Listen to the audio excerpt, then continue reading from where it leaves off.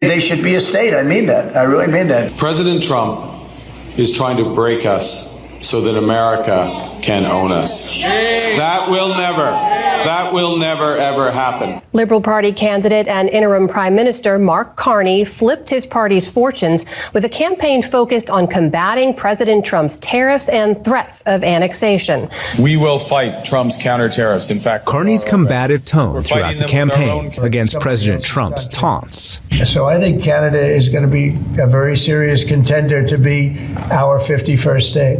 Led Carney and the Liberal Party to a remarkable reversal of fortune. This is Bobby Jones from MeidasTouch and Valor Media Networks. And today we're going to talk about something that may sound a little odd at first, but stick with me. What if I told you that Canada, our quiet, maple-loving neighbors to the north, is reminding America how to be American?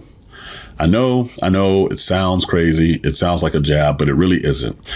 It's more like when your little brother reminds you of the values you both learned from your parents, just when you needed it most. In the next few minutes, we're going to look at how the United States and Canada, two countries with the longest peaceful border in the world, have been best friends, allies, and even at times rivals. And how during one of America's darkest political chapters, Canada stood tall, steady, and showed us a version of ourselves we might have forgotten. So here's what we'll cover. We'll cover 1, the long-standing bond between Canada and the United States. 2, how that bond has been tested during the Trump presidency. 3, how Canada responded politically, socially, and culturally. And 4, what lessons they've been quietly offering those of us in the United States ever since. So let's get into it.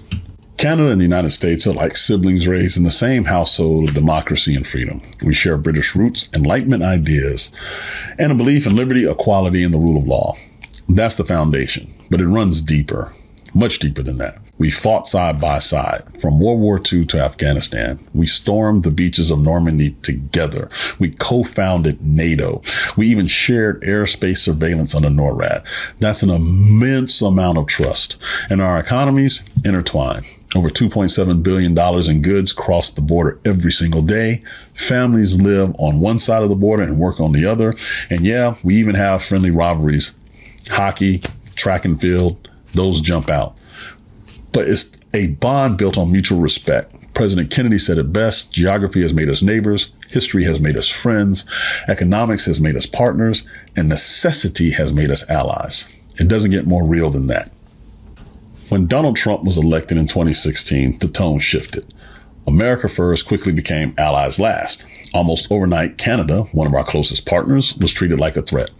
Steel and aluminum tariffs were slapped on Canadian goods under the bizarre claim of national security. Let that sink in. We told one of our oldest military allies that they were a threat. Prime Minister Justin Trudeau called it, quote, kind of insulting, unquote. And he was being polite because Canadians are nothing if they're not polite. Things came to a head in 2018. The G7 summit in Quebec. Trudeau stood firm, saying we will be polite and we're reasonable, but we won't be pushed around. Trump's response? A Twitter tantrum. He called Trudeau dishonest and weak, backed out of the summit agreement, and his team said that, quote, there's a special place in hell, unquote, for leaders like him. That's the kind of language between two close allies? Absolutely unheard of. Canadians were stunned and honestly very hurt. Public opinion of the United States plummeted. By the end of 2018, only 37% of Canadians viewed America favorably, down from 83% under President Barack Obama.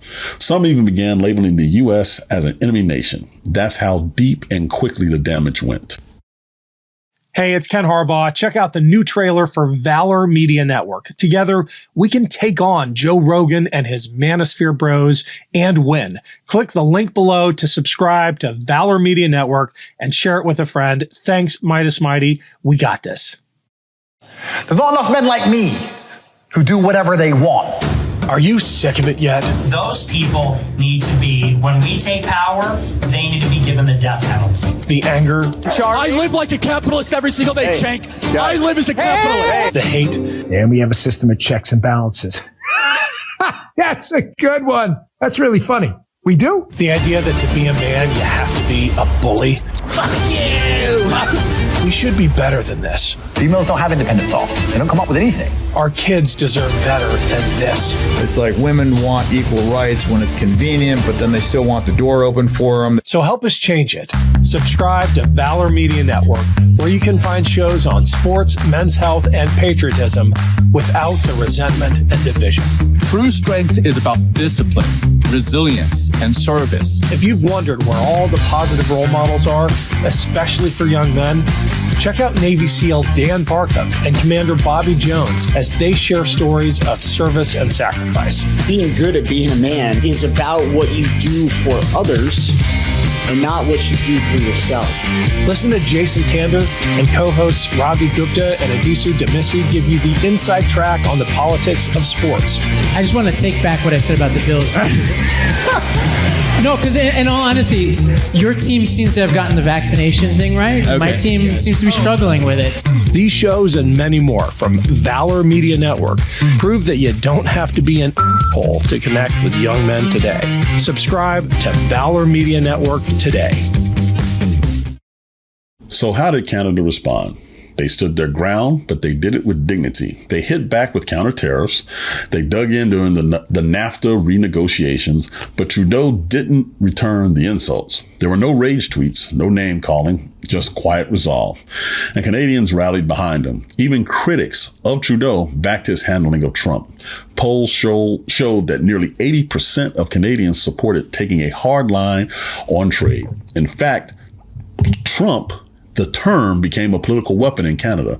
Ahead of the 2019 election, Trudeau warned that his opponent, Andrew Scheer, would bring Trump-style politics to Canada. And that was enough to tilt the race. The message was clear. We've seen that movie, and we don't want the sequel north of the border. At the same time, Canadian media and its citizens pushed back in their own way. Where Trump demonized immigrants, Canada welcomed refugees. Where the United States questioned NATO and alliances, Canada reaffirmed its commitment. They became a mirror reflecting a different choice, one that was grounded in cooperation, civility, and democratic norms. And when a far-right party tried to rise in Canada, it fizzled. It gained no seats and absolutely zero traction. Canada has been resisting authoritarianism for a long time. They declared war on Hitler before the United States did. They helped found NATO to fight Soviet tyranny. They even integrated their air defenses with ours, which was an unprecedented level of trust at that time. And back home, Canada's political culture rejected extremes. They passed a Charter of Rights and Freedoms in 1982. They developed a system that encouraged compromise and trusted institutions. When Trump supporters stormed the U.S. Capitol on January 6, 2021, Canadians were horrified. And Trudeau didn't hold back. He said directly, violence will never succeed in overruling the will of the people. Democracy must be upheld, and it will be. And that wasn't just aimed at America. It was a reminder to his own people, too, because democracy isn't permanent. It takes daily work. Canada's civic trust, universal health care, social safety nets, these are all parts of why the country has resisted the slide to authoritarianism. They have inoculated themselves from some of the pain America is going through currently. That's not to say Canada's perfect. They have their own checkered past, but this is what current Canadian citizens believe and they work towards. So when we say Canada is showing America how to be American, we're not talking about flag waving or who has more tanks or putting bumper stickers on your car or catchy slogans that you can put on hats. We're talking about values, about how a country can lead by example, calmly, consistently, and without drama. Canada didn't gloat about their elections. They didn't cheer our chaos. They stayed true to principles we both share, even when we forgot them here in the United States for a while. That's what good friends do. They hold up a mirror, not to shame you, but to remind you. Canada has said through their actions, we remember what you taught us about democracy. We still believe in it, and we're here keeping the light on. So here's to our neighbors to the north, to the longest border in the world, to the longest peaceful border in the world, and the deepest friendship in the world. Let's hope we can continue to learn from each other, holding each other accountable, and pushing one another to live up to these lofty ideas of democratic government. Thanks for listening. I'm Bobby Jones for MeidasTouch Network and Valor Media Network. Stay sharp, stay hopeful, and I'll see you next time. New Meidas merch drop! Check out the latest pro-democracy sticker packs, t-shirts, hats, sweatshirts, and more, all at store.meidastouch.com.